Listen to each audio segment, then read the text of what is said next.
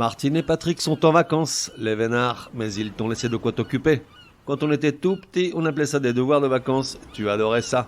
Cet été, on fait des fautes mais on se soigne, rediffuse des comprimés que t'aurais pas bien compris, pour réviser avachi sur tes serviettes pchit citron, pour que ça rentre. Allez, bonnes vacances à toi aussi, rentrée des classes dans quelques semaines.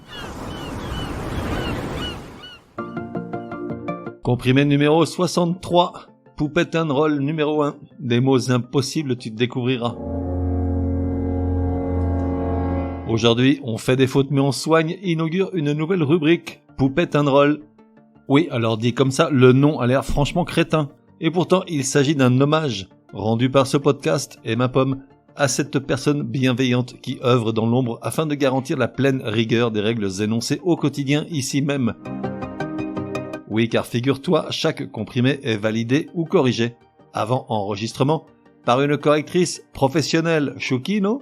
Une correctrice donc, qu'on appellera Poupette, adepte du meilleur rock'n'roll, des gros chiens qui puent et du vocabulaire de haute volée, qui la rend imbattable au Scrabble. Je le sais, je joue contre elle sur l'appli WordFeud, je n'ai jamais gagné une seule partie, c'est très désobligeant.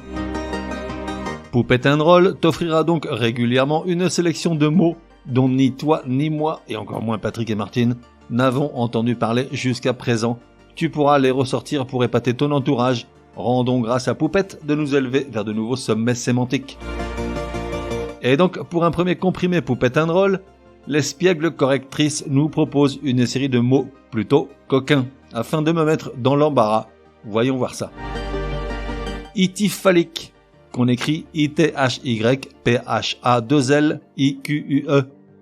Alors tu te doutes bien qu'avec une pareille terminaison, ça ne parle pas de tricot, mais bien de phallus, puisqu'ityphalique s'utilise pour parler d'une statue qui présente un pénis en érection, ou d'un objet dont la forme évoque celle d'un pénis fièrement dressé.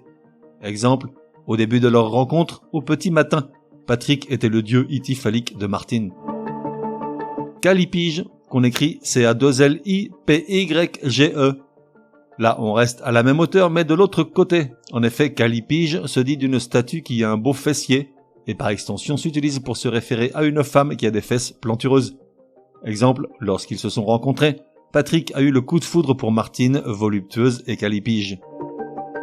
Irrumation, qui s'écrit I-2-R-U-M-A-T-I-O-N, ou irrumer, le verbe I-2-R-U-M-E-R.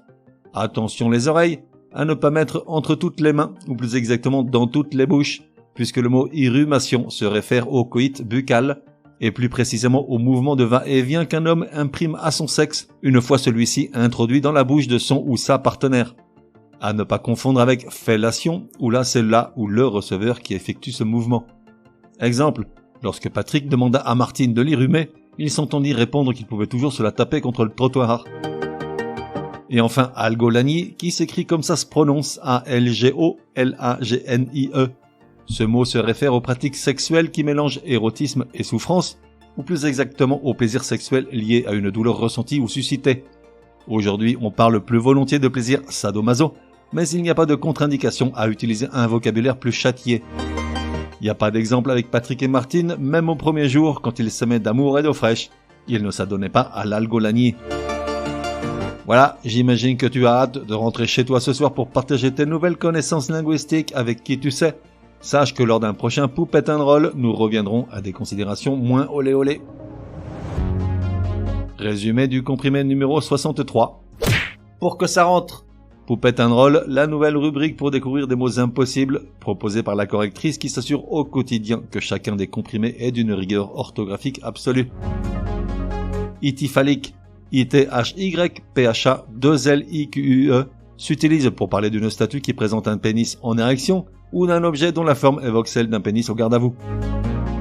Callipyge, C-A-2-L-I-P-Y-G-E, se dit d'une statue qui a de belles fesses et par extension s'utilise pour se référer à une femme qui a des fesses plantureuses. Irrumation, I-2-R-U-M-A-T-I-O-N, ou le verbe irrumer, I-2-R-U-M-E-R. Attention les oreilles, ça chauffe. Irrumation se réfère au coït buccal, lorsque l'homme imprime à son sexe un mouvement de va-et-vient une fois dans la bouche de son ou sa partenaire. Algolanie, A-L-G-O-L-A-G-N-I-E, se réfère au plaisir sexuel lié à une douleur ressentie ou suscitée, et est synonyme de sadomasochisme. On fait des fautes, mais on soigne, te donne rendez-vous demain pour un nouveau comprimé, au moins aussi énervant que celui-ci. Prends bien note, s'il y a une règle de français qui t'énerve grave, soumets-la à Martine et Patrick, ils seront ravis, aussi crétins soient-ils, de la décortiquer lors d'un prochain comprimé. Pour cela, une seule adresse, contact@uncompriméparjour.com. Enfin, n'oublie pas de laisser un chouette commentaire et tout un tas d'étoiles sur ta plateforme de podcast préférée, ça serait drôlement chouki.